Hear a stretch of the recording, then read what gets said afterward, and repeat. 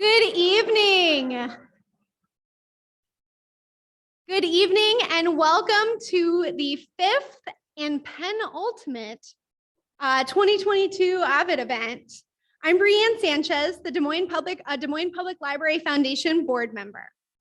Since 2001, there have been 155 AViD events attended by 51,229 people like you. Yes. AViD is possible with the leadership of Tim Pollock and Aaron Gurnis and the marketing and communications team with input from the volunteer selection committee. We are grateful to Sue Woody, the library director, and the excellent staff at the Des Moines Public Library location. The Des Moines Public Library Foundation and Executive Director Dory Briles raised the funds for AViD, summer reading and school readiness, free programming for all ages, new public access computers, and more. Foundation funding supports 87% of the library's free programming. Offering outstanding authors for AViD, free programs, the latest technology, and new initiatives takes more money than our tax dollars can provide. Please help us continue to make a difference with your gift to the Library Foundation today. I came with props, all right? You can leave a contribution in these lovely envelopes outside on your way out. And then at the information table, you can pick up flyers about the Foundation's Young Professional Group, The Next Chapter. If you love the library and want to get involved, please visit us at the table in the hall. I have a few details to share before we get started. First, please complete the evaluation form that you should have received as you came in and turn that in at the information table for a chance to win a copy of Brad Metzler's The Lightning Rod. Your evaluations help us secure future AViD funding. Purchase a book from Beaverdale Books and have your book autographed by the author. 10% of sales are donated to the foundation. Thank you to the volunteers and sponsors who make AViD possible, including Nationwide Foundation, Brad and Kelly Edmister, Karen Schaff and Steve Jane, Pamela Bass Bookie and Harry Bookie, Humanities Iowa, a state-based affiliate of the National Endowment for the Humanities, the Mary Kay and Daniel M. Kelly Family Foundation, Cultivating Compassion, the Dr. Richard Deming Foundation, Dr. Catherine and Andrew Hauser, Douglas and Deborah West, Shelley and Martin Brody, Mary Ritchie, the O'Brien Fitzpatrick Foundation, Dawn Taylor, and Judy Blank. Our moderator this evening is Jo Christine Miles. In 2020, Jo Christine, her husband, and two sons moved to Des Moines from New York. She was named the Director, Principal Foundation and Community Relations at Principal Foundation Group, where she leads the company's philanthropic investments initiatives throughout the US and 9 countries. After a successful career in law, Jo Christine served as Public Policy Fellow for Philanthropy New York, where her work focused on equitable and inclusive philanthropy, gender equity, health, and international grant making. Jo Christine.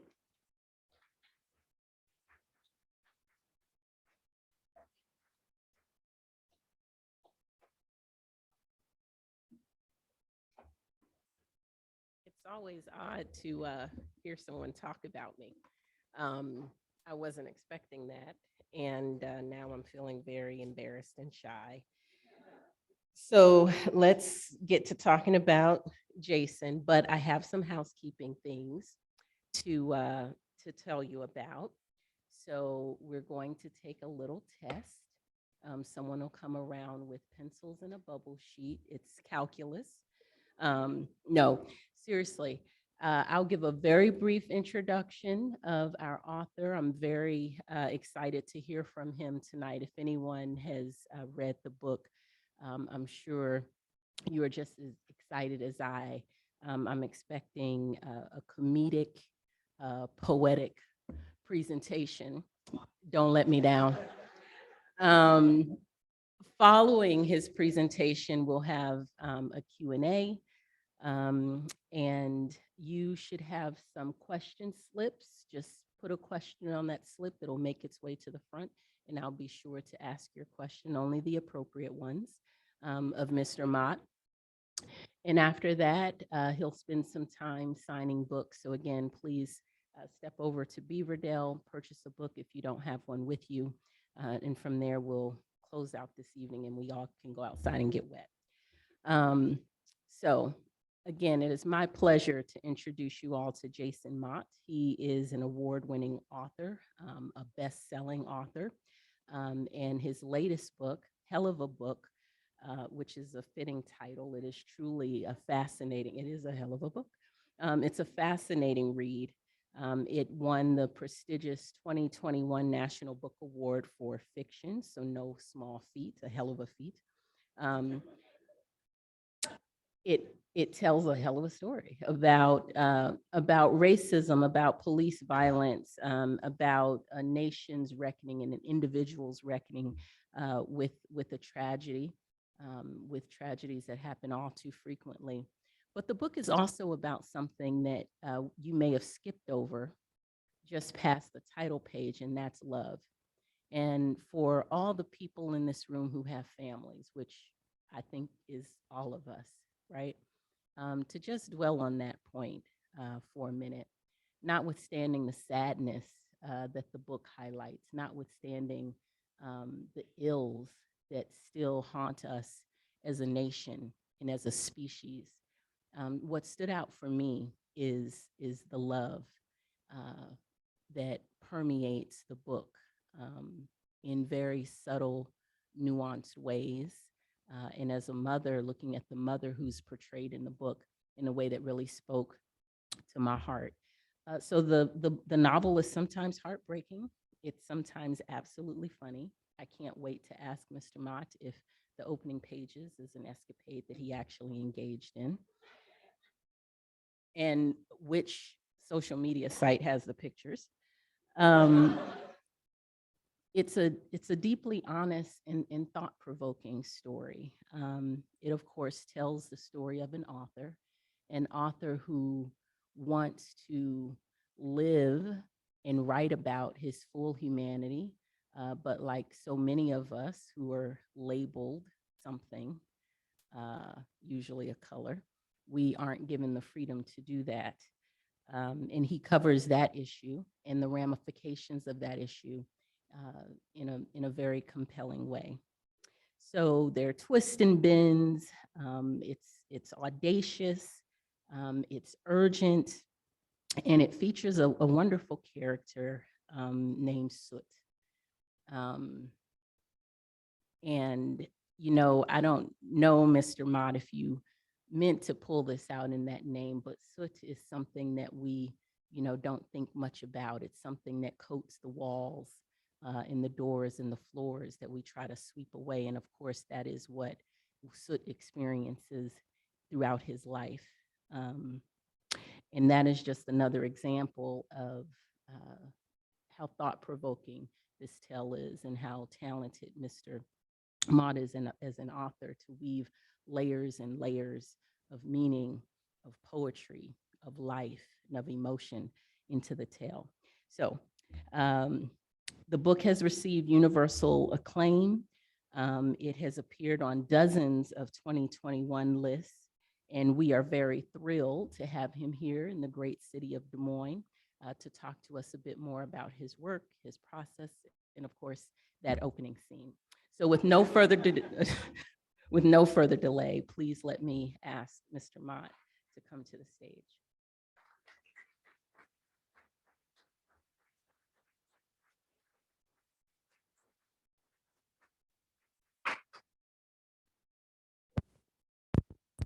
Sorry. All right, can you guys hear me? All right, terrific. I'm just setting a timer. I'm not texting people, so bear with me for 1 second. Because if I do not set a timer, I will talk for like 8 hours and you all be like unconscious, so we don't want that. There we go, perfect. Okay, So thank you all for having me here. I am very excited to be here. It's fun. I've been asked, like, have you ever been to Des Moines before? And I was like, I don't know. Like, I honestly don't know where I've been, because book tour, as you may have gleaned from reading the novel, is a very frenetic, insane process. You're on the road constantly. You're just waking up in different hotels, and it's a very crazy thing, which I'll talk more about.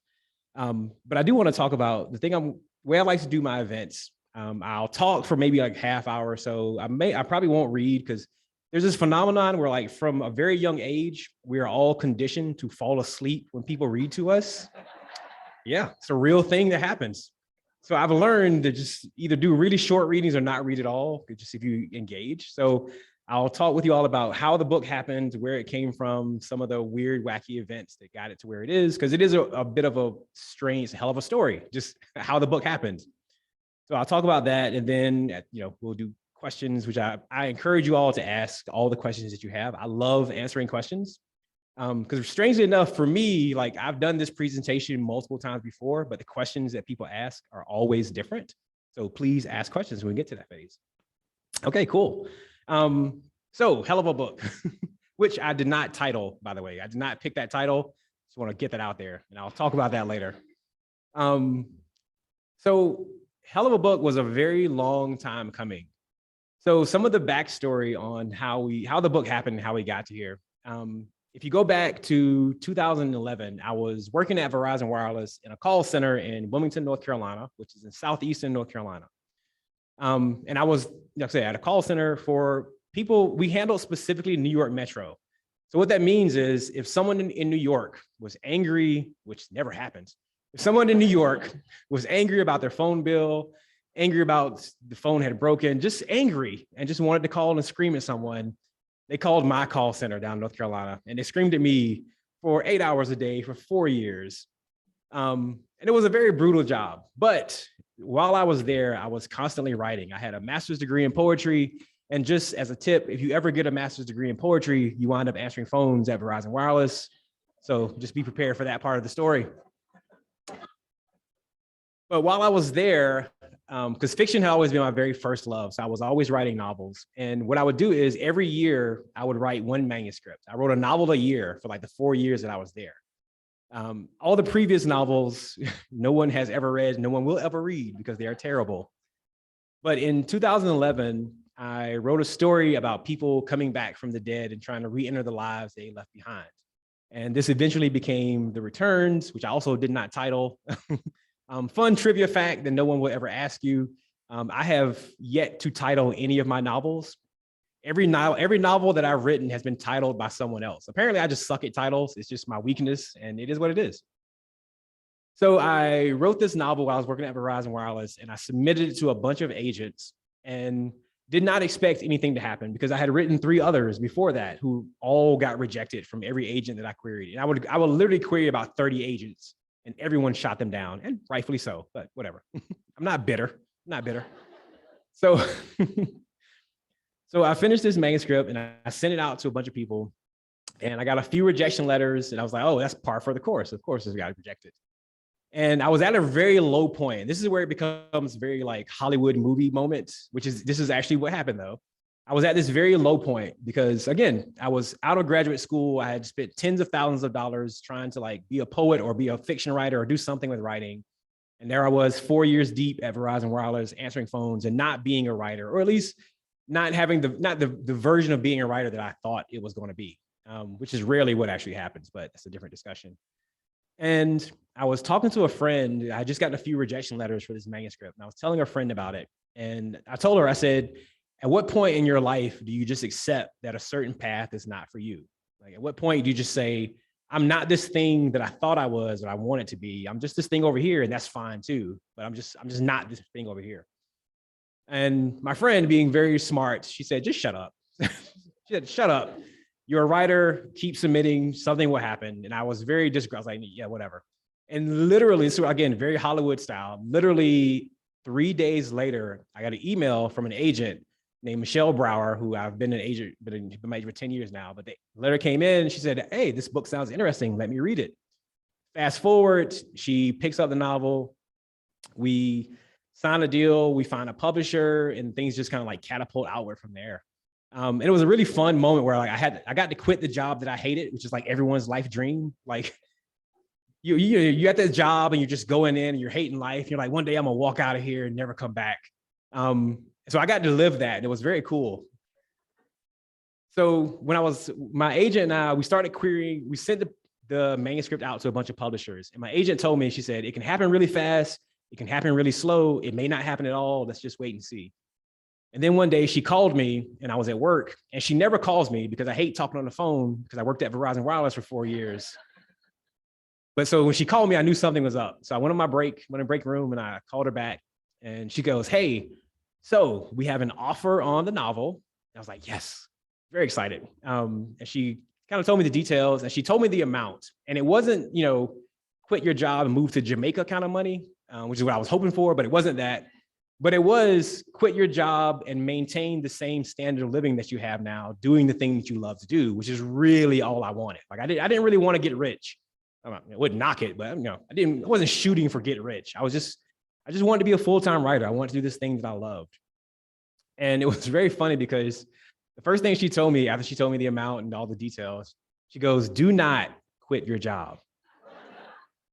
And I was like, what are you talking about? She goes, "I'm not new to this. I've been doing this for a long time.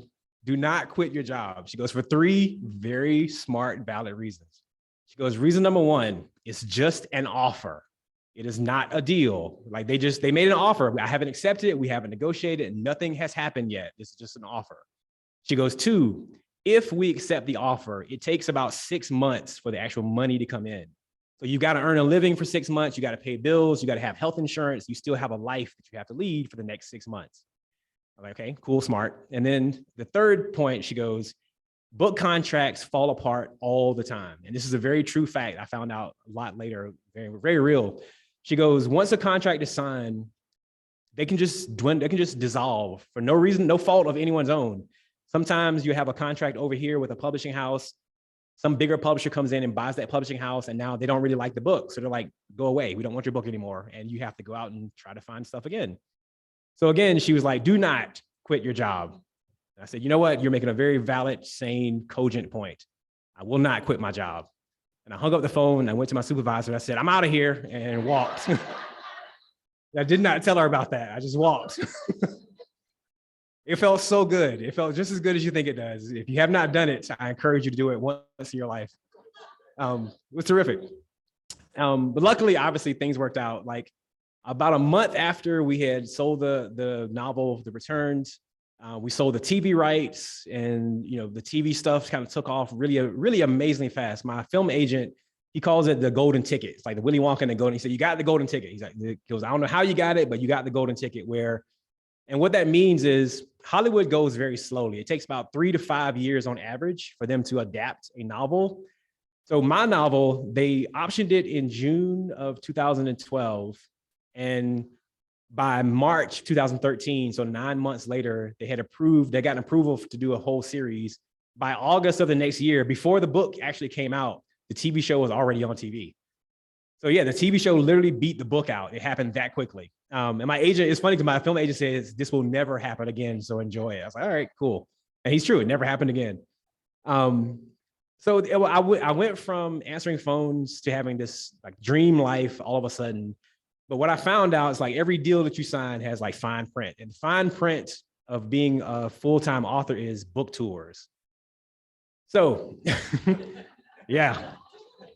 So in August 2013, I went on my very first book tour. I was so doughy-eyed and just had no clue what was going on. And the reason I talk about this, because book tour sounds very glamorous. Like you tell your friends that you're going on tour, they're like, "Oh my God, where are you going?" And you lay your itinerary out, and that goes, "Oh my God, you're going to Philly, you're going to Des Moines, you're going to Tucson, you're going to all these places. This is so exciting." And when your first book tour happens, you're like, "Yeah, this is going to be great." And it's great for like 2 days. It's wonderful for about 2 days. And it's because here is a day in the life of the book tour. You wake up at 5 a.m. in a hotel that you do not know where you are. You wake up at 5 a.m., you grab a shower if you're lucky. You rush downstairs, you hop in a taxi, you go to the airport, you catch a 7 a.m. flight. So you're fighting TSA, you're fighting the crowds. You catch a 7 a.m. flight, 7 a.m. flight to a town maybe an hour or so away. You land at like 9 or 10 o'clock. You get off the airplane, you grab a taxi, or they have like a media escort to drive you around. But you land in a new city at 10 o'clock roughly. You jump on the phone, you do radio interviews. Like I've done radio interviews as we're taxiing on the runway. Like we landed and we're pulling up to the place. And I'm like, yeah, the book is about blah, blah, blah. And people around me are like, what are you doing? So you're doing phone interviews. They take you from, if you're lucky, you go to TV interviews. And while you're going to like between interviews, you're doing interviews on the phone. So you're going from like one TV station to another TV station and you're on the phone and you're stopping by every bookstore in town to sign every book that you have and get carpal tunnel syndrome. You're meeting with everyone that you can. You do this the entire day from 10 a.m. until about 4 p.m. Then they drop you off at the hotel. They tell you go get lunch, which, by the time it's dinner, you're starving, you haven't eaten. You go into the hotel, you take a shower, you don't have time to nap because you got stuff to do. You go to a 6:30 event, 7 o'clock event, whatever it is. You go out, you talk to an awesome crowd. And this is truly the best part of the book tour. Like I tell this to everyone, like I'm not just like pandering to the audience, but like when you actually reach the event, when you have book lovers and librarians and booksellers and just people who love books, it really is the best part of the book tour. Like it is a wonderful moment because it is so rare. It's funny, when I was in college, when you're in college, everyone's reading stuff all the time. And then once you leave college, you realize no one's reading anything anymore. Like you want to recommend books to people and they're like, I don't read that stuff. I watched the movie. And it's like, yeah, but so when you get to these events, it really is wonderful. But then you do the event, you go back to your hotel, you jump on the phone again, or you do an email interview. You're working until like midnight. And then you go to sleep at midnight, you wake up at 5 a.m. and you do it all over again. And you do this for 8 weeks straight. Yes, nonstop, no breaks. There was one point where I was on the road for 10 days. I was home for 18 hours and I was on the road for 7 days. Just this past March, for the entire month of March, I was at home for 6 days. The entire rest of the time it was airports and traveling. So, and then I'm gonna tell you the story that really summarizes and like captures the beauty and the essence of book tour. I was on tour for the return. It's like 3 weeks in. So I'm starting to feel kind of tired, but I'm saying yes to everything because your first novel, you just went from answering phones to being an author. So you do anything. Like if they had told me to get in a cage and fight a gorilla, I'm like, yeah, sure. Give me a mouth guard and some gloves and I'll take him out. Let's do it. Is it selling books? Let's do it. So I was on tour and I was in, I think San Francisco. I was flying up to Portland. It was like a 9 o'clock flight. And I was kind of fatigued because again, I'm 3 weeks in, but it's like, hold the line, keep going, you'll make it.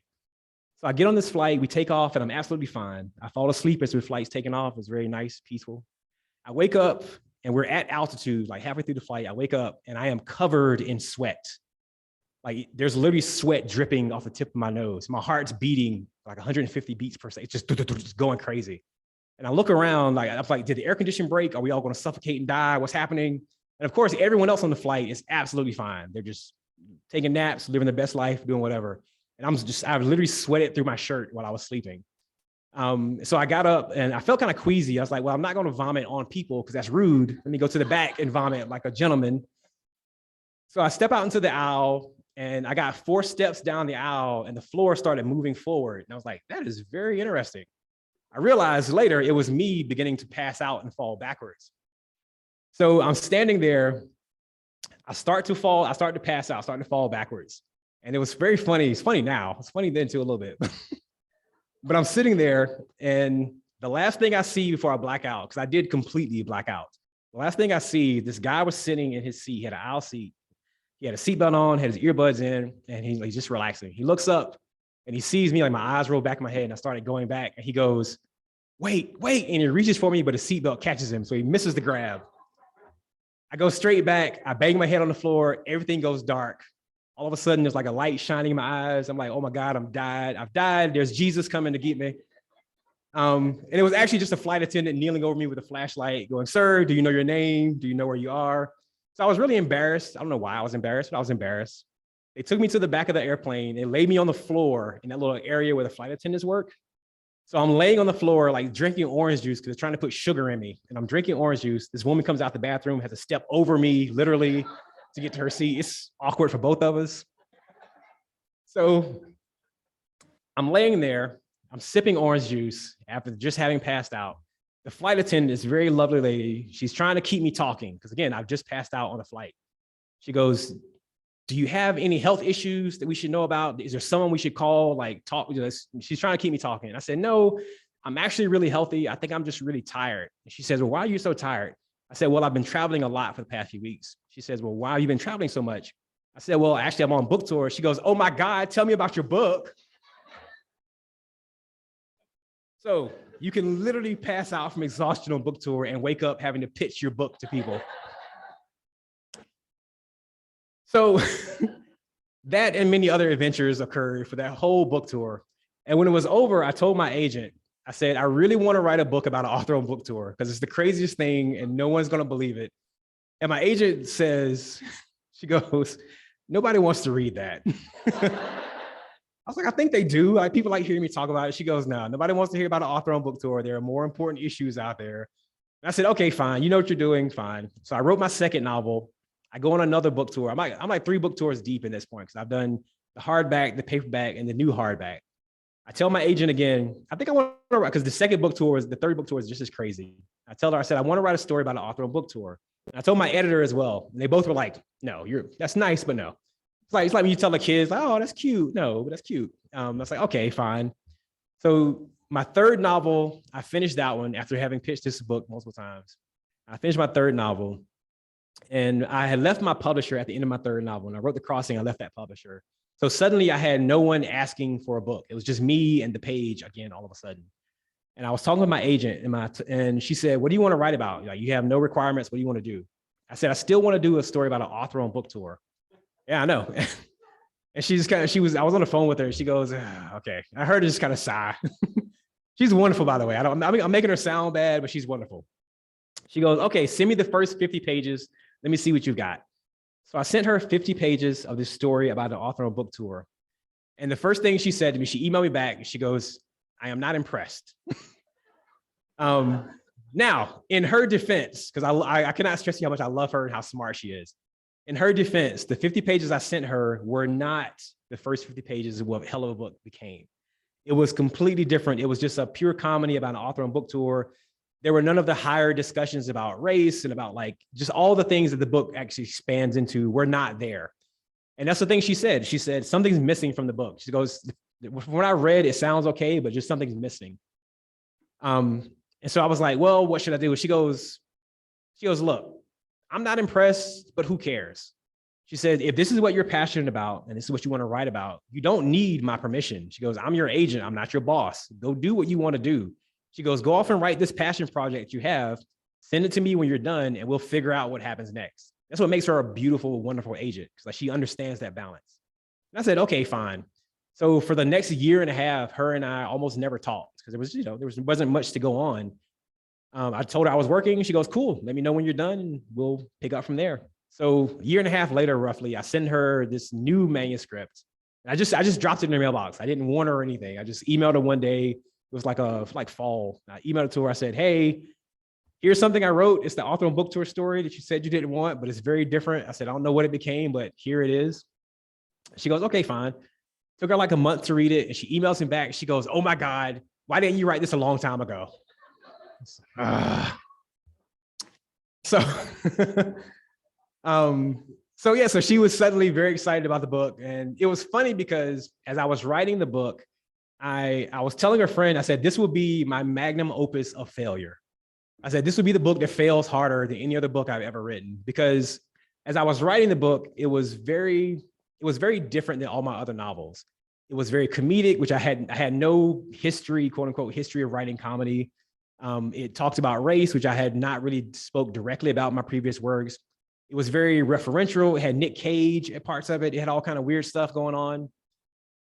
So I was just sure, though, I was telling a friend of mine, I said, this book's going to be too weird for anybody to read. No one's going to want to read it. And that's fine. I said, I'll write this. It'll fail. I'll put it in the closet with all my other books and I'll just love it privately. And, I'll write something else. And so when we started shopping the book, this is the other fun part of the story. I've come to call this book the Rocky Balboa of all my novels, because it gets knocked down, but then it keeps getting back up. I have no idea how. So we go to shop the novel around. My agent goes, okay, we're going to send this to like a very small elite group of publishers and, get them fighting over it and bidding and get rich, move to the Bahamas. I was like, all right, awesome. She sends it out to these very like highbrow, like really expensive, upper crust kind of public editors, and they all pass on it. It's like, oh, okay. She was surprised. I was not, because I knew it was going to fail. And so she goes, no problem. There's like another layer. We're going to send those out to those. Like, cool. We send out to them. They all pass. And typically with books, like you have like a 2-week window, maybe 3 weeks, where like if your book has not found a home in about 3 weeks, the odds of it finding a home drop off really sharply. So she kept trying other places, and like we got to about the 3-week mark, and it had been passed over multiple times. And I was asking her why. Well, her and I were talking about it. And she was kind of like trying to talk about what was happening. And I was like, it's a weird book. Nobody wants it. She goes, no, I don't think it's that. She goes, it's a really good book, but it's different. And she goes, there's this phenomenon where everyone says they want something different until you actually hand them something different. And then they don't know what to do with it because they don't know how to market it. They don't know how to run press. They want to copy paste the previous marketing budget and, plan onto the new thing. And with something different, they can't do that. And I was like, that's a cool theory, but you're wrong. It's just not a good book, and no one's going to buy it. So then luckily, obviously, we found a publisher in Dutton, and they wound up being a great, great publisher. So you fast forward, and the book comes out. It becomes a Jenna Book Club pick. I go on the Today Show, which is very cool. It's all over Zoom, though, which is less cool.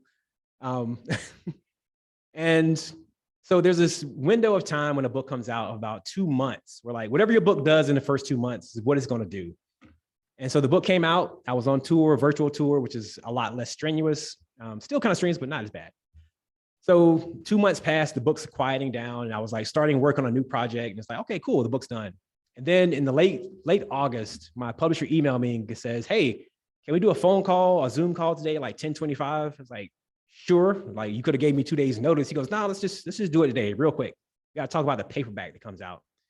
We get on the Zoom call, and the first thing my editor says, he goes, this is not about the book tour or about the paperback. He goes, you got longlisted for the National Book Award. So I did like 5 book backflips and was really excited. I said, this is awesome. There's no way I'm gonna win, but this is so awesome. So then you fast forward, as we're waiting for the announcement for the shortlist, my girlfriend and I are driving back from Louisiana, and I get a phone call. It's the National Book Foundation saying, hey, you got shortlisted, you're a finalist. It's like, oh, this is terrific. I'm not gonna win, but this is so terrific. Thank you. Honor just being nominated. Sorry about that. So then comes the big night of like the actual National Book Award. And normally without COVID, I would have gotten like this really fancy trip to New York and like, black tie affair and celebrities and, $1,000 plates and all this kind of good stuff. Instead, I got a stuffy office and a Zoom call. It's like, all right, sure. So it was funny because we're sitting there and I was telling this story earlier in this very dystopian moment that occurred. It could only happen during the Zoom era. So what they did was there were 5 categories and they had 5 people in each category. So they broke us up into the green rooms where one person from each category was in a green room. So I would see in my room, for instance, there was one person from nonfiction, one person from children's, and so on and so forth. And they told us beforehand, they said, so when the ceremony starts, as your category comes up, your face will come up on the screen. They will call the name. If your name is called, congratulations, stay on the line. You'll have an accepted speech. It's terrific. High five, everybody. It's awesome. And they go, if your name is not called, you can kind of leave, which is their polite way of saying, go away now, you've lost. Again, there's no nice way to say that. It's just, you got to say it. There's no nice way to say it. So then this is where it gets really dystopian and weird. There are 5 of us in this room. So they come to the category, say poetry. And the nominee for poetry is, and then this person's face pops up on the screen. And you're watching them as they're waiting to hear whether or not they just won the National Book Award.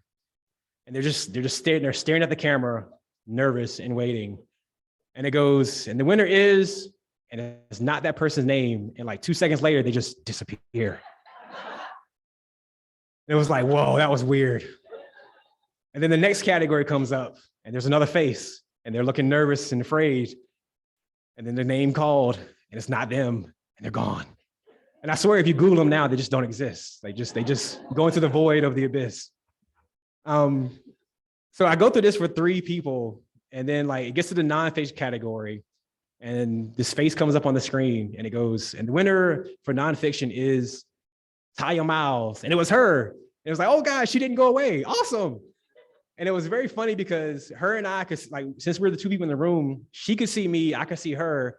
but no one on the live feed could see anything. And like, I think she was at home alone. Basically, like, I was the first person she saw when she won the National Book Award.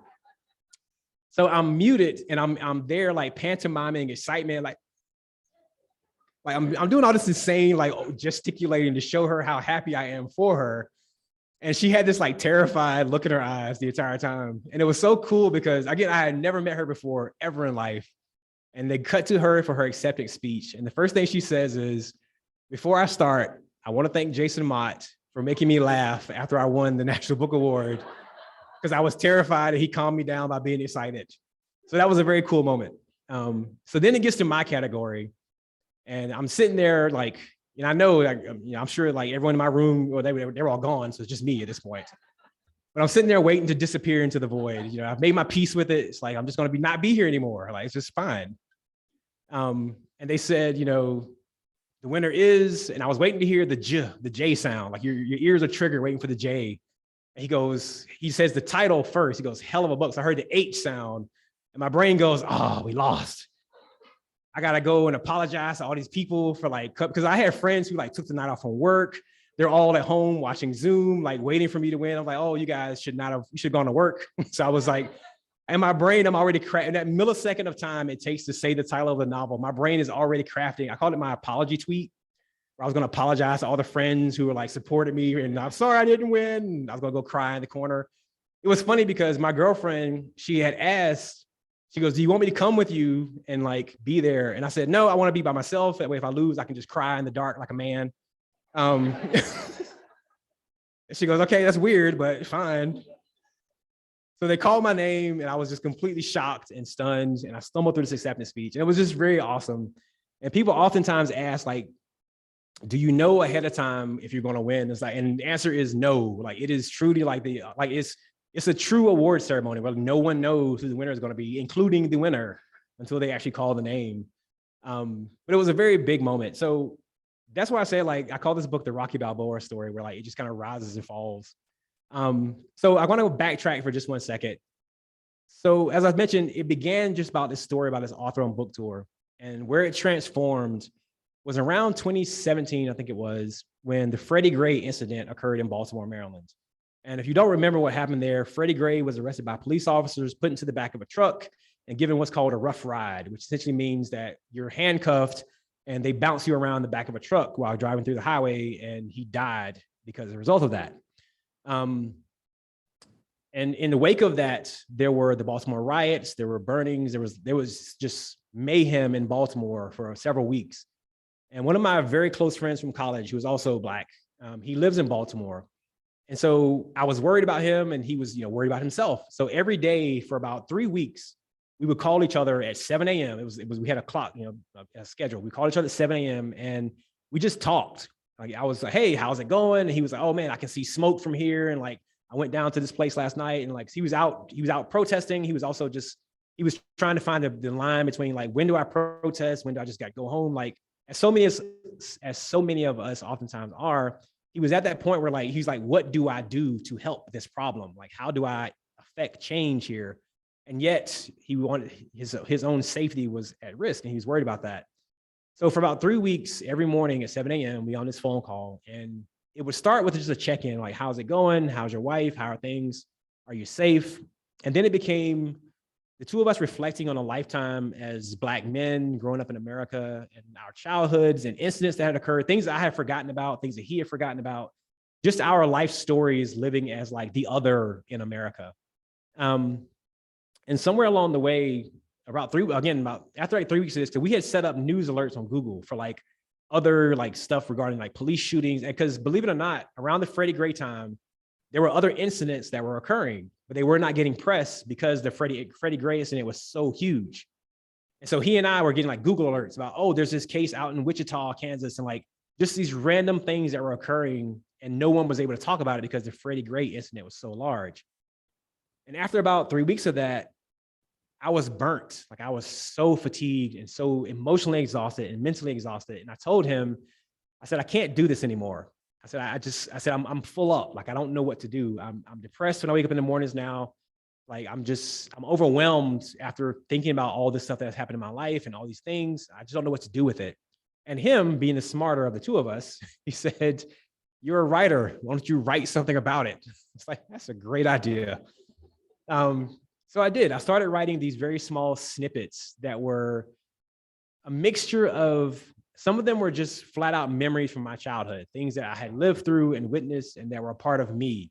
And then other parts were stories that I heard from my father, from my aunts and uncles and cousins, from family members. And then there were others that were just pure fiction, but they were like echoes of things that I had heard and talked about in real life. So at one point I had this big pile of like very serious, depressing, hard to read stuff. And I remember that I also had a big pile of like very funny and comical, nobody wants to read stuff. And I was like, I wonder if I can take these two things and put them together and actually make something very different. Because I consider myself, I think of myself as someone who is funny, not just like funny, but like I see life through a very absurdist lens. Like I laugh at life far more than I should. As my friends will oftentimes attest. But I knew that the things I wanted to talk about were handled very well by plenty of other authors. Toni Morrison, Ta-Nehisi Coates. Like there's so many people who have written about these topics before. Like there's nothing new in Hell of a Book. There isn't. But I also knew that no one had written about it in the weird way that I wanted to write about it. My voice had not been in that kind of space yet. So I did. I started working on these two things and I put them together. And that's actually how Hell of a Book came to be. It was this very unique space where it took the chaos and mayhem and comedy of an actual book tour combined with like the real life tragedy of the American experience at times to make this book where the two things lived in peace. And now you fast forward, I'm at this point where the book that I thought was going to be my magnum opus of failure somehow has become my magnum opus, period, to win the National Book Award, which is so insane. I still wake up sometimes, it's like, did that really happen? But yeah, so I'm at like 35 minutes almost. So that's been my presentation there, I think. I want to jump to the Q&A part because I really love the question and answer part. So please ask a lot of questions. But other than that, thank you, and let's do some questions.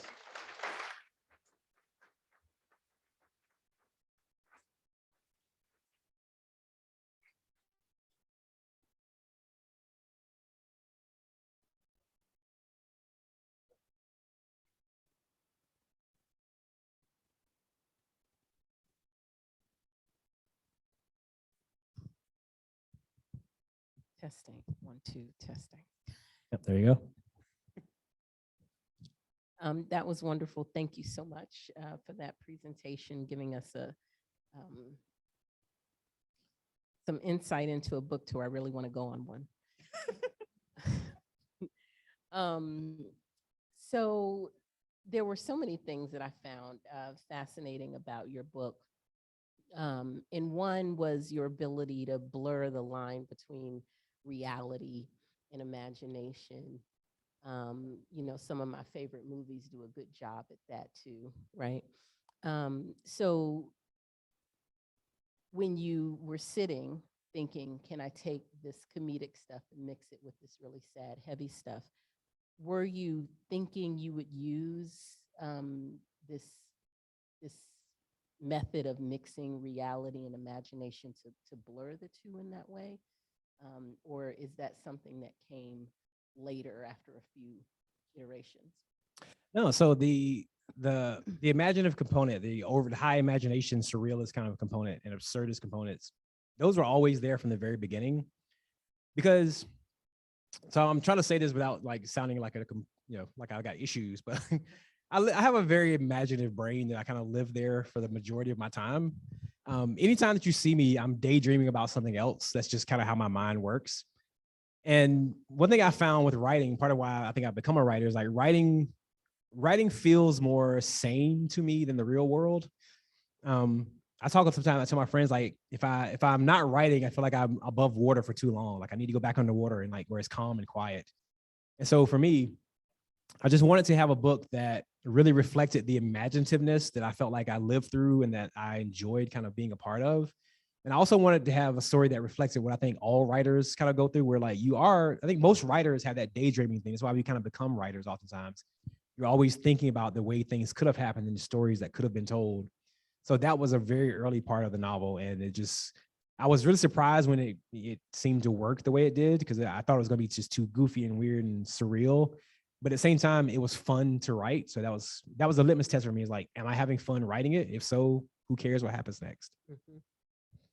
You know, life is absurd. And living life, being labeled as an other is absurd too. So good job with that. Did you ever think about naming the author? Yes. So the author at one point in the revisions had a name. And it's because, so a few iterations ago, years back, I wrote a novel, and I had a character in the novel who I did not give a name to. Like, I just did not have and it was intentional. Like, I didn't want the character to have a name, because it's something I wanted to experiment with. And I remember sending it to my editor. My editor goes, got to give this character a name. Readers, you're not going to have readers reading a book with a character with no name. And so I fought for a little while. I was like, okay, I'll concede on that one. So I gave that in. So when I started this book, not having an editor just being my kind of passion project, I said, no, I'm gonna finally do it. I'm gonna do a whole novel with it's an author with no name, just a character with no name. And then about 3 revisions in, got terrified. I was like, oh my God, this is not gonna work. The character needs a name. So I gave the character a name. And I cannot remember what the name is, because as soon as I started writing it and looking back on it, it was terrible. Like, it reduced the story. It made the character so small. It made the narrative so small. It took away the everyman component that the story has. The universal themes kind of got diminished when I gave the character a name. And so as soon as I saw that, I realized that I had made the right decision. My gut was right all along, that no, like, this character not only can exist without a name, he has to exist without a name. And that was, yeah, so that's how that happened.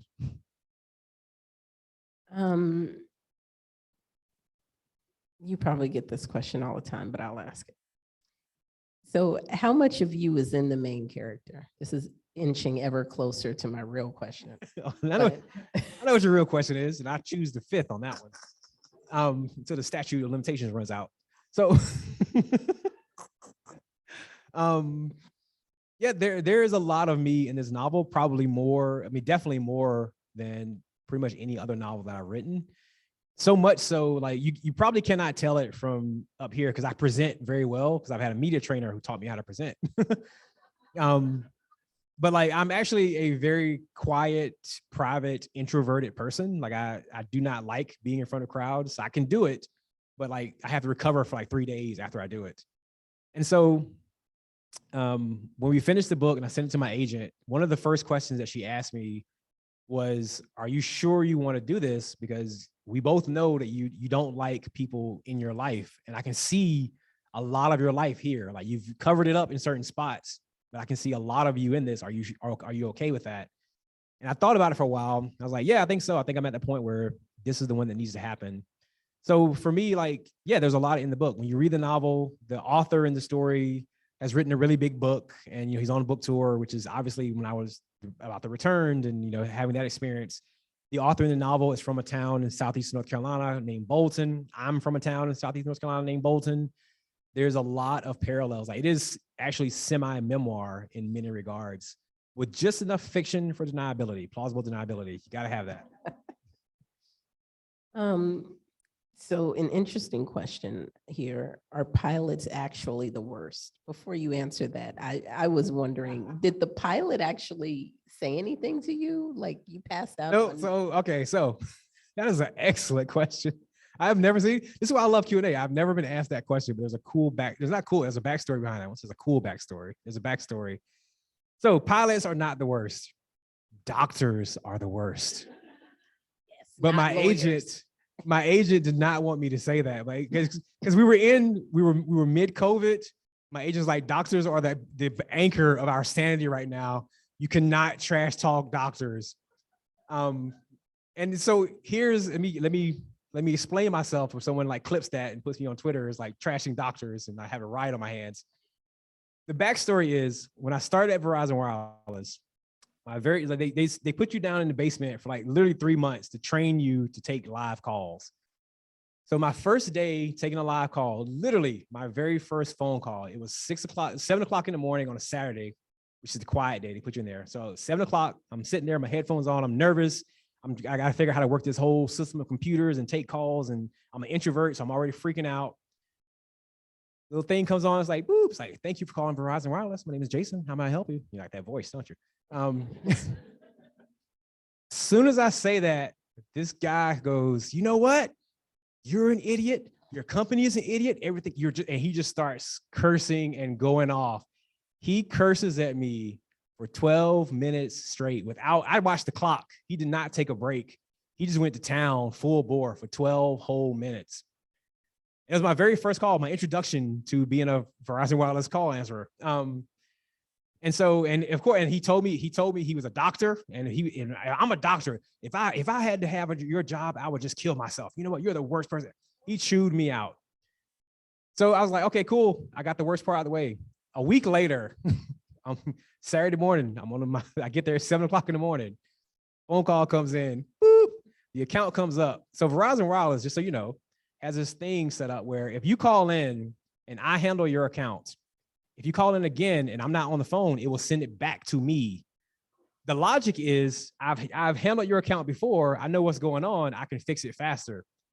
The beauty of it is the a-holes find you again and again and again. So the next Saturday, this exact same guy calls in and does a 15-minute rendition of the thing we had last week. And that was not an isolated incident. Like, there are certain, again, not all doctors, but I have had more than my fair share of New York doctors who are just terrible people on the phone. To customer service reps, they're terrible people. But again, when I went to write that in the book, my agent goes, you cannot do that. We're mid-COVID. Doctors, the healthcare industry is saving our lives, which is completely true. I say, well, my doctor thing is true too. She goes, I don't care if it's true. We're not going to say it. So it became pilots. Look, as a lawyer, I'm just glad it wasn't lawyer. That's an easy target. Lawyers are easy targets. They always get trashed. And speaking of, that would just be, like trite to make exactly. No need to be trite. I must say, speaking of plausible deniability, I might or might not know a woman from New York who moved across the country with Verizon who put in a call or two. Okay. I might or might not. Okay, as long were you nice? Was she nice? She was very nice. Okay.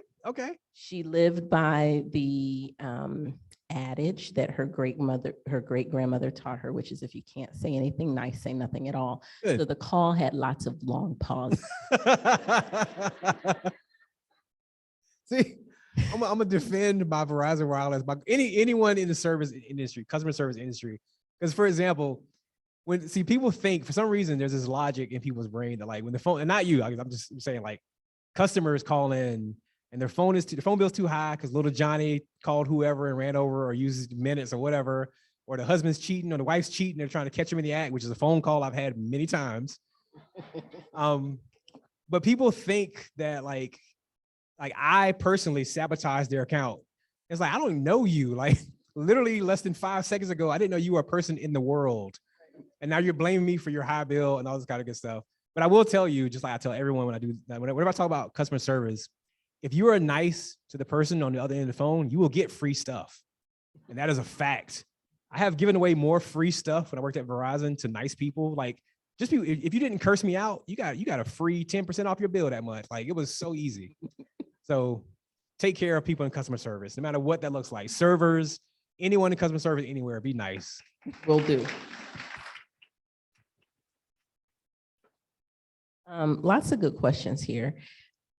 What books or authors are you excited about right now? And who's breaking new ground? I did read a note you sent to the gentleman who, I haven't read his book yet, but he was shortlisted for the National Book Award as well, gentleman out of Brooklyn. Robert Jones Jr.? Yes. Yes, okay, cool. Yeah, Robert Jones Jr., who wrote The Prophets. He and I have become really good friends. We spent a month on the road in March together, so we're like best friends now. So who has the footage of that? What's that? Who has the footage of that? There's a lot of text messages that can never see the light of day. Because when you're two authors on the road and you've been on the road for like an entire month together, you get kind of punchy. So you just text each other really silly stuff at random times. So it's been really fun. But as far as books and authors, the thing I'm salivating over right now, which I'm trying to find someone to hook me up, is the new Cormac McCarthy double novel that's coming out this fall. Yeah, exactly. Yeah, please. I'm a big Cormac McCarthy fan, and it's great to have him writing more books. And you got this double coming out. So I'm trying to I've told my agent and my editor, I drop these hints like, hey, I would love an advanced copy of that. Hint, hint, nudge, nudge, wink, wink. And they both say they're trying to make it happen. So we'll see. So yeah, Cormac McCarthy is definitely someone I'm looking for right now. And I'm trying to think of who else I'm trying to read right now. I don't get to read a lot of fiction, actually, weirdly enough. Okay. Can you describe your daily writing ritual? Yes. So I'm a morning writer. I get up at about 5:30 in the morning and go straight to the computer. Like, it is the first thing that I do. Well, I go to the bathroom, then I go to the computer. So I go straight to the computer and I start writing, because one thing I found is as the day gets older, like around 9 or 10 o'clock in the morning, people, like, the world starts waking up. People start getting up to go to work, and like things start happening. So your phone text messages start coming in, like news events, things start happening basically.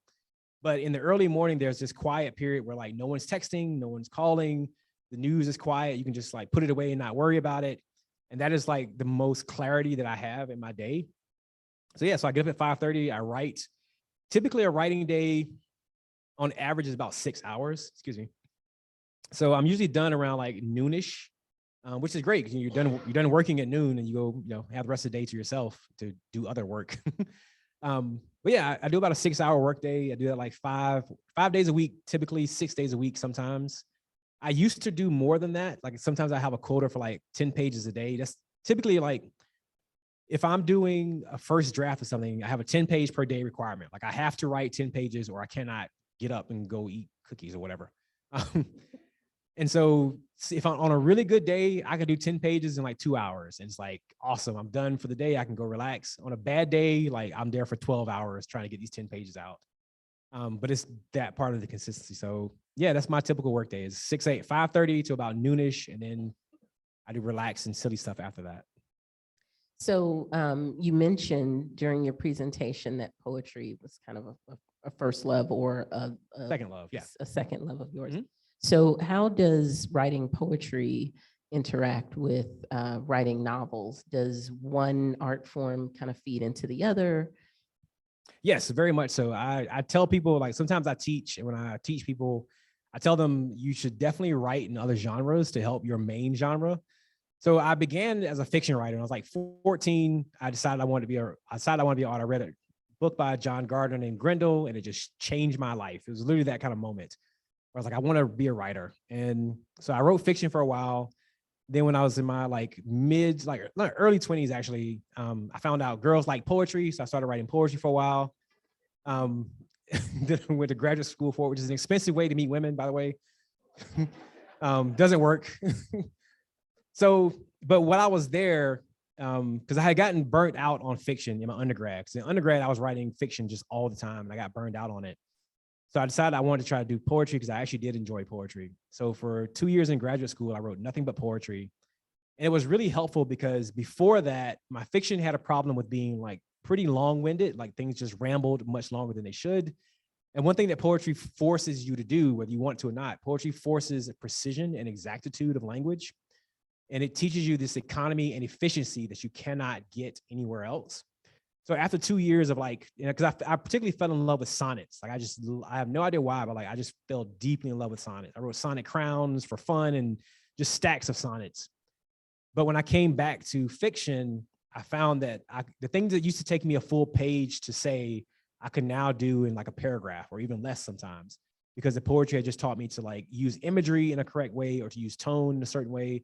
It had just sharpened that particular part of my tool set dramatically so. And that's what really helped my writing grow and blossom so much quicker. Going back to the book for a minute, the author in the novel did seem to struggle to talk to the kid, particularly around the realities of being Black. I struggle with that myself, by the way. I told my 10-year-old it'll take me until he's 21 to explain it all. But discuss how your own life experiences and sense of belonging played a role in the relationship that the author and the kid had. Yeah, the author and the kid, for me, and this was not intentional at the beginning, and that's how most books kind of go, like as it evolved, the author and the kid kind of became almost like a letter to myself, where like I saw myself in both characters at different timelines in my own life. You know, the kid and Soot and like these younger characters kind of viewed the world through the way that I used to view it. And then the author kind of viewed the world the way that I view it now. And there's this dissonance and this hard discussion that has to take place because both sides have valid things to say. Like there's an optimism and an eagerness and excitement in the kid and in Soot even that the author kind of idolizes and wishes that he had because he's lost that.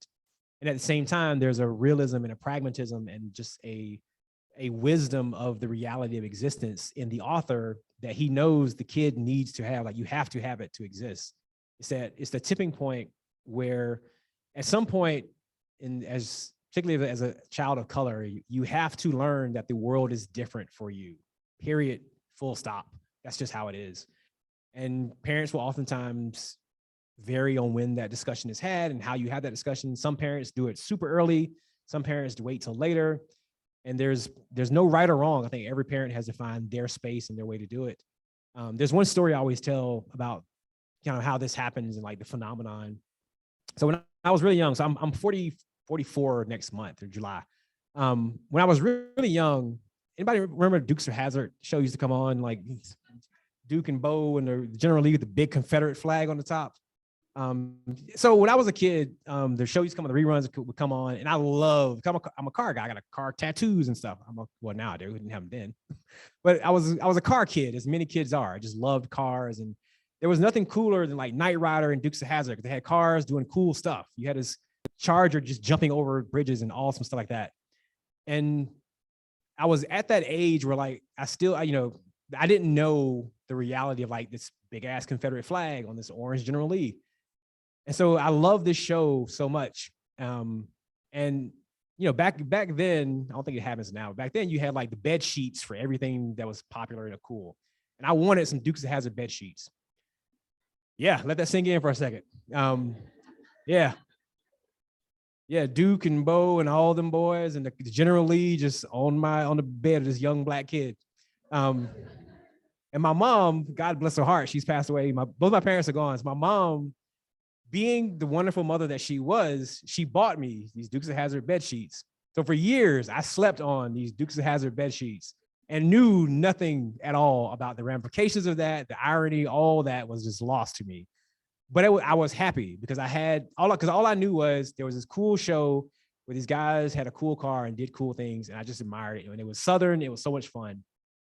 You fast forward, when I was like 19 or so, it's funny, it's like this was not long before my mother actually passed away. Somehow that topic came up, her and I were talking, and the topic of those bed sheets came up because I was like, I can't believe I had these damn Dukes of Hazzard bed sheets as a kid, big ass Confederate flag. And I was just having a lot of feelings about it. And my mom, she told me, you would not believe that like I had to go buy those for you. Like I went to the store and I get up to the counter and I've got these Dukes of Hazzard bed sheets. And there's this lady behind the counter, this white Southern lady. And we just had a moment of looking at each other, of like looking at the sheets. And she looked at me and I looked at her and I looked at the sheets. And she said it was the weirdest, most strange and embarrassing thing I've ever bought, but you wanted them. And I knew that you didn't know anything. They were just a show that you loved. And so that's what I mean by that was that moment before you find out what the flag means and the history of that and all those ramifications. And then once you find out, you can never go back to that. You never get that back. And that's why I thank God for my mother of like being the woman that she was, because she let me live in that world for just a little bit longer. She let me have that for a little bit longer. And that was beautiful of her.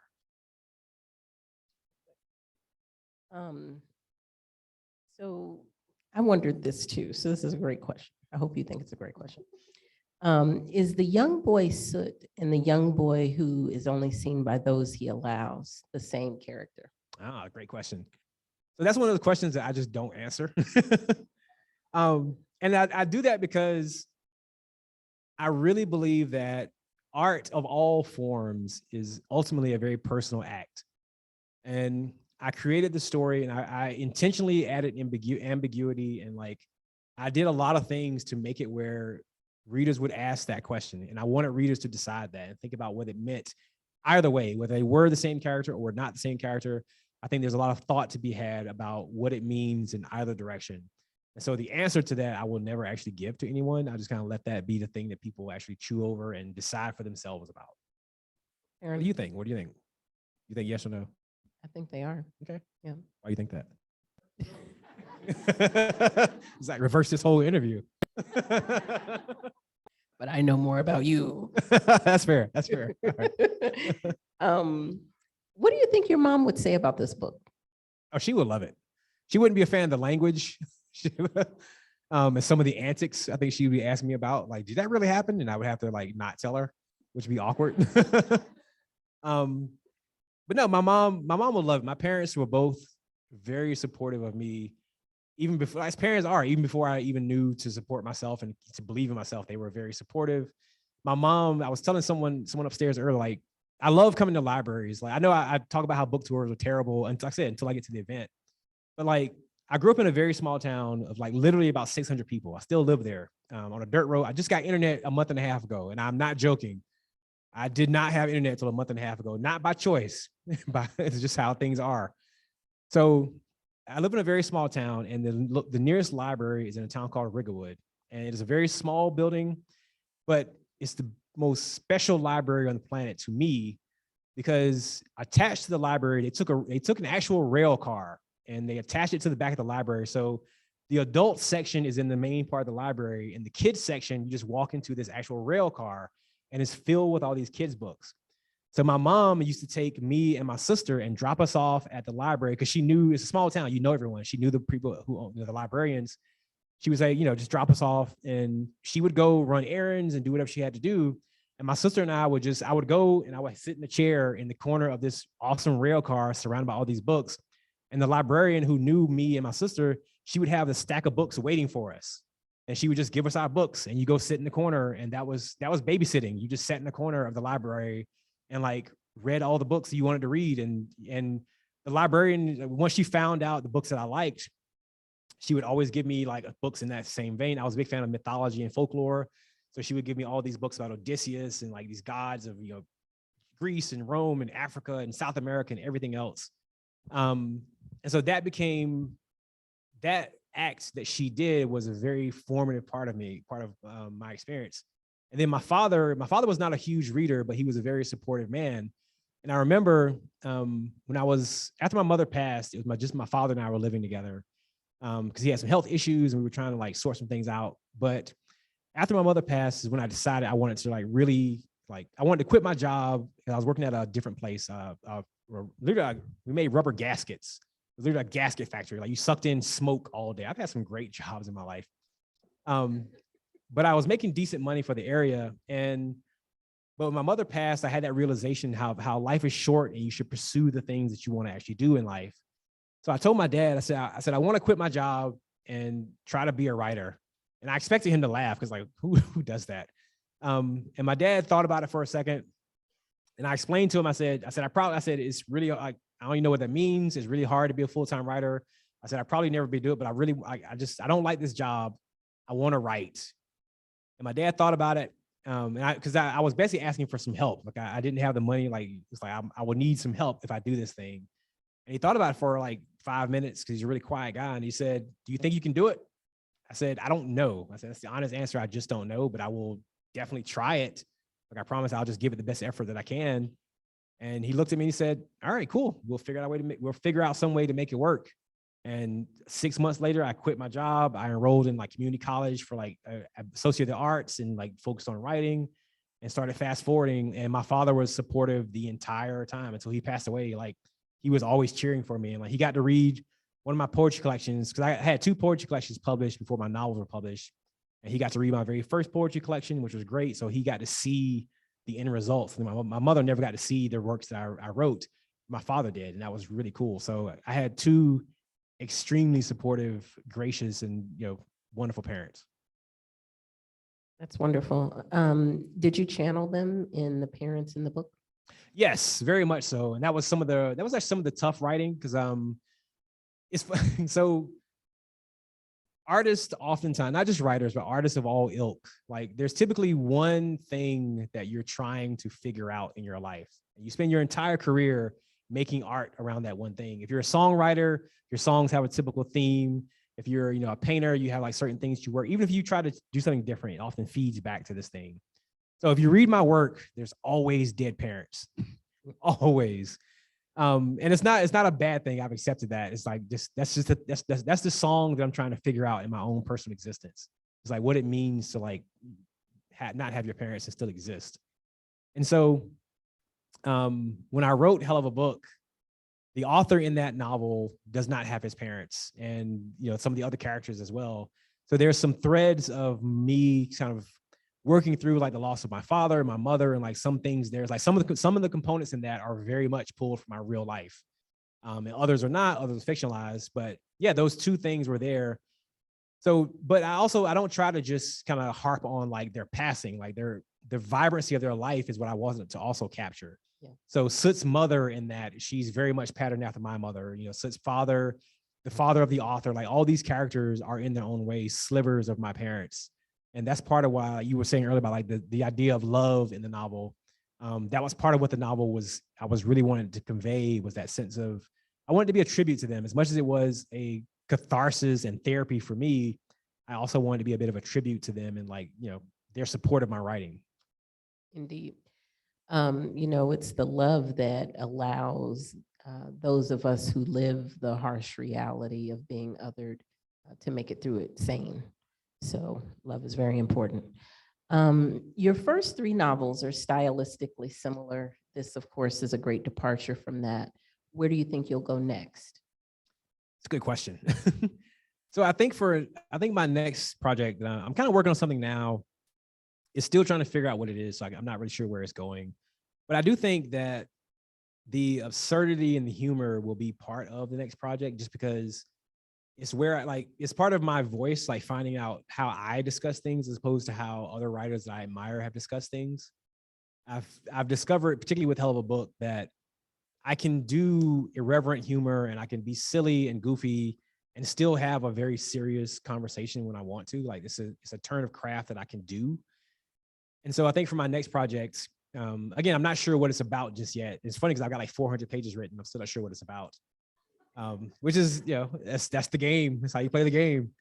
But I do know that like it will most likely, unless something changes, it will most likely have, more humor and more imagination. I think a lot about the imagination of people and like what that means. So I think it's going to have something to do with that. So this is the last question. It's a combination of two. Okay. One part is, what are you working on now? And the second, which you just mentioned, maybe you'll give us a bit more. Oh. No, okay. I try. Let me try that again. So what are you working on now? And maybe you'll give us a little more detail. I know. I won't. Okay. All right. And let me explain, just so I don't come off as being rude. So one thing I've learned, I learned this like years and years and years ago, is when you, at least for me, like I know other authors maybe do it differently, but for me, when I'm working on something new, it exists in this very fragile, nascent kind of phase.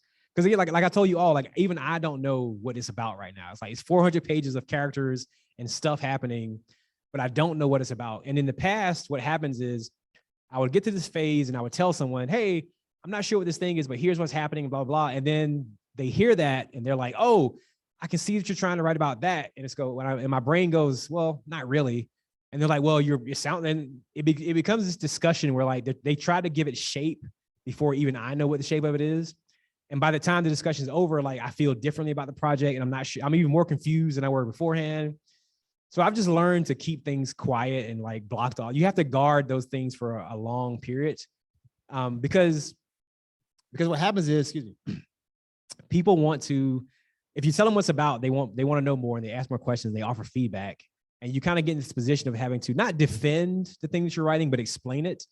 And then you start to realize that you don't really know what you're doing and it makes you terrified of doing anything else.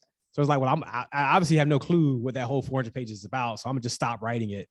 So I've learned to just like, no, just keep it to yourself until you know what it's about and can defend it and then have it written and then you share it with people. So that's why I don't tell people. Okay. So the second part of that last question is the fact that you've won the National Book Award paralyzing. Are you judging your future projects by, that standard? No, dear Lord, no. That's a fair question though. That's a fair question. People have asked that a lot and I totally get the expectation. I think if I was on the other side because I think that's what I've always expected. Like, oh my God, so-and-so just won big award. Like their next things, there'll be so much pressure from writing. And I've had like literally the exact opposite effect. Like for me, I just climbed Everest. You cannot talk trash to me about anything from this point forward until I die. It's like I've just achieved the biggest thing that writer and there was also this component where I got like the biggest, even though we shouldn't seek external validation, we do. Like it's part of what we are as a society. Like you always seek this external validation. So for me, I went from I'm writing this like in a cave, writing this book that no one had read, and being more insecure about it than I ever had before. And I was insecure because I was doing so many things that I had wanted to do, but hadn't done before. And it was such a personal, it was just me having fun. And I thought that was not going to be good enough. And it wound up being beyond good enough. And so now the part of my brain that used to be really timid and afraid and insecure is like, dude, hell yeah, let's do it. So now my brain is very much in the space where I have this strong sense of like freedom and just liberty to do what I want creatively. Because again, if my next novel comes out and it completely tanks, I don't care. I won the National Book Award. And it's funny, after I won it, this author from North Carolina, the only other author from North Carolina to win it, he wrote Cold Mountain. I cannot think, Fraser, I think it is. Jonathan Fraser, yes. Someone put us in contact because he's like, we got 2 National Book Award winners. You guys should know each other. Someone put us in contact and we emailed each other and he said something that was really awesome that actually has helped me get to where I am now in terms of like the emotional space. He said, it was really, really polite. He said, the thing you have to remember is no one can ever take this away from you. From now until whenever, it's yours and it always will be. And so that's where I am mentally and emotionally with my writing. It's like, who cares what the next book does? Like, I'm sure for other people looking in, there's this expectation, but for me, I don't really care. I'm working hard. I'm doing the best I can, but I'm going to experiment. I'm going to do different things, and that's going to cause failure. That's what experimentation does. It makes failure sometimes. And if that happens, I don't care. I'm in a place where I'm having fun writing, and that's the best thing you can ever hope to do. Indeed, it is. Well, we are going to bring this to a close. It has been an absolute pleasure speaking with you. Reminder, please purchase a book from Beaverdale Books if you haven't already. Mr. Mott will be right outside signing books. Thank you to the library and the foundation for making the whole AViD series a possibility. As a bookworm from New York who loves to meet interesting people and convene with interesting people, this has been a breath of fresh air for me. So thank you very much. Thank you, Corey, for giving me an opportunity to do this. And thanks for coming to the meeting. Thank you.